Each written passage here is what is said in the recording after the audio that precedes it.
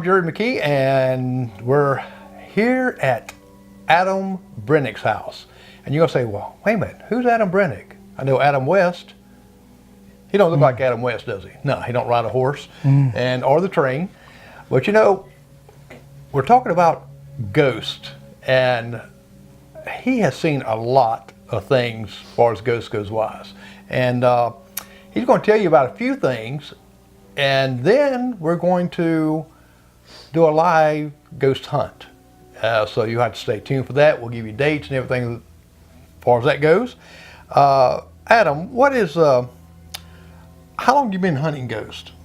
I started recording back in 2004. I've been haunted since I was about a year old. So you're saying that the ghosts kind of follow you? Yes. And how did you figure out that ghosts were attached to you? What age was you when you found out that? Oh geez, it's been a long time.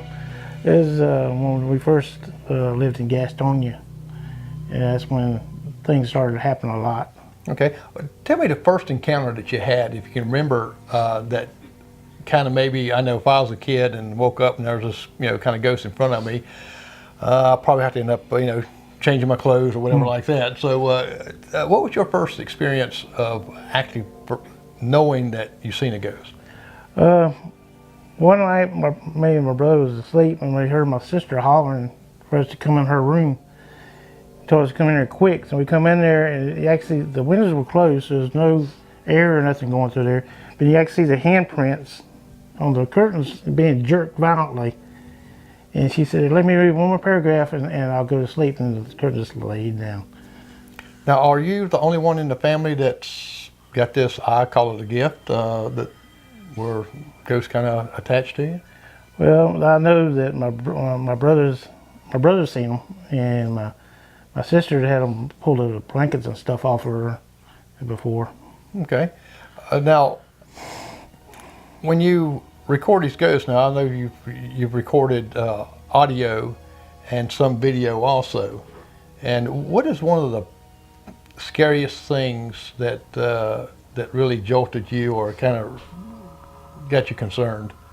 I was recording, and I saw it was a giant skull was floating over the pool table, and you can see its mouth moving.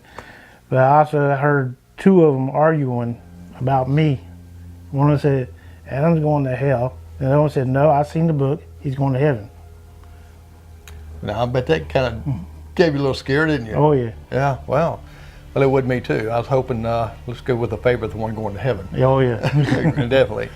Now, what are some of the places that you've been? You don't have to give address or anything like that, but some of the places that you've been to record or to see ghosts. I've been up to the there's a volunteer life saving crew. It used to be up in Kings Mountain. They had an old place that used to be a mortuary at one point, and they would bring bodies there, and this guy supposed to be drowned at the lake up there, and they brought him in. He was a young man that died, and they said they would bring their groceries in and find the cans and stuff stacked up on the floor like a poltergeist being there. So they invited me to come over there, and I did some digital voice recordings and pictures and videos and stuff, and I could hear this woman screaming on there, saying, "Oh Lord, somebody please help me, help me." And then I went in the Bay Area and started asking questions. Did you have problems at Moss Lake? And you hear this young man say, "Moss Lake?" Okay. Now, have you been to graveyards? Oh yes, I've been in quite a few graveyards. One recently I went to is over here on, it's the oldest graveyard in Gaston County. It's got Revolutionary and Civil War soldiers buried there. And they have slave graves on the outside of the graveyard in the woods area. And I was out there during the eclipse, and I played my digital voice recorder back. I can hear one of them say, "Excuse me," like I walked into them. Okay. Now, I know we'll show you this picture here too. give me a picture that's got a ghost or something there that you took of the graveyard. Is that the same graveyard? Yes, that's the thing. I put my camera on night vision during the day, and I was just taking random pictures around the graveyard to see if I can catch anything, because it makes it like a negative. And when I got home and started looking through the pictures and stuff, this thing popped up. It was walking out of the graveyard. You can actually see the foot lifting up, and it has, like, you can see the tethered cloth. Okay. Now, you mentioned there were 2 types of ghosts. Yes. Jimmy. Explain to them what those 2 types. Okay, there's an intelligent haunting, and then there's a residual haunting. Intelligent haunting is one it's aware of everything around them. It can actually, it knows your name. It can work. They can talk to you. Sometimes you can hear them, sometimes you can't. And the residual haunting is like a movie getting played over and over and over again. The same thing keeps repeating itself. Oh, okay. Because I know a lot of people would try to figure out which is which, you know, and now they do. Now, you live in this house here. Yes. That we're videoing right now, and you say that ghosts follow you. Now, my wife always tells me, do not bring these ghosts home with you. And so far, she hopefully hadn't seen that, but she did have an episode where the other day that she was in my kitchen and the back door, the knob was turning, and she looked out the window, there was no one there. And so she told me, so I'm telling you, you better not bring us home. Now, you live here with your family and all, and you're saying that you see a ghost here. Yeah. in voice. Yeah, I've seen in between, I looking towards the kitchen, I can see a shadow walking towards the sink, and I see it walk the other way. And one morning I was taking a shower, I can actually hear a woman singing in there while I was in there. So I decided to set my digital voice recorder up in there, and I could hear a baby crying and 2 men talking. Wow. Okay. Have you ever had your house checked, like with the ghost box, also with the ghost meter, that actually it's digitized? It shows you where the names will come up. Also, another meter that measures EMF meter that measures electric. Yeah, I have one of those. Okay. I have 3 of them, matter of fact. And have you tested those? I've done a little bit of testing. Like yesterday when I was listening to my recording, I turned around with the recorder, with the EMF detector, and it showed up right behind me. Oh, okay. And we've used those before, and people that we've showed ghosts to, and from the Stewart house to the Cross Keys house, and they're pretty accurate. You know, especially when you get into certain situations with these things. And I know that being and living with it. So you're used to living with ghosts, Yes. and you really don't seem like you're really scared of them. Have any of them ever hurt you? No, but I've had one crawl in bed with me. I've actually felt the bed going down. Each movement it made, I felt the bed going down, where you can feel like the knees and the hands are just moving over top of, on the sides of you.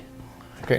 Have you ever felt one like touch you, or? I've had one twirling the hair on top of my head in my bedroom.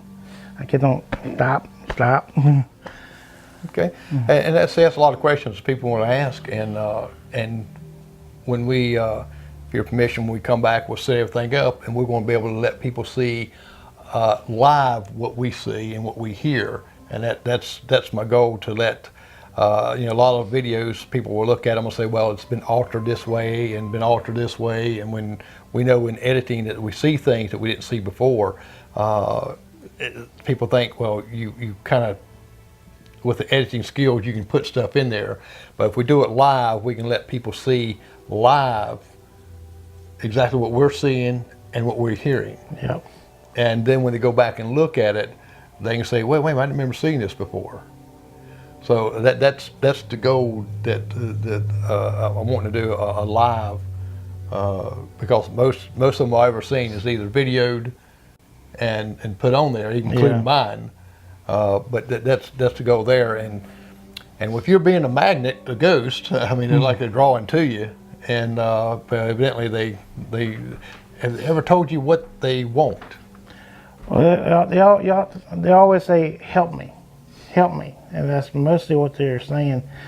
Sometimes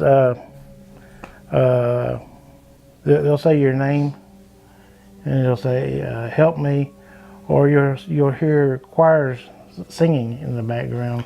Yeah, you mentioned that you heard a lot of choirs singing. A lot of times, music in the background. Even the ghosts got the music, but well, that's really comforting in a way when you hear at least choir music. Yeah. And so, well, Adam, I appreciate you talking with me. And folks, you need to stay tuned because when we come live, you're going to see some strange things that you probably had never seen before, and it won't be edited. You'll be able to see exactly what's going on.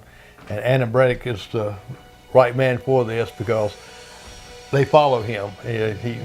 He sees them at different places, and so you'll be able to watch Adam and hear. We'll have special microphones set up. We'll have cameras set up in different places where we can all watch it together by switching to each room to camera, and with the microphones in each one to where we can hear everything that goes on. So that'll be looking forward to that. Okay, me too. And you never know, you might see Adam on here too, because he tells me he's a great cook also on ribs. So we might have to do a cooking show with Adam cooking, showing us how to fix those fancy ribs. Do you make your own sauce? No, I caramelize my ribs. I use honey and brown sugar. Oh, okay. Well, no wonder the ghost hangs around him. I'm going to start hanging around myself. Well, I'm Jerry McKee, and right here with Adam Brennecke, and stay tuned for the live ghost hunt.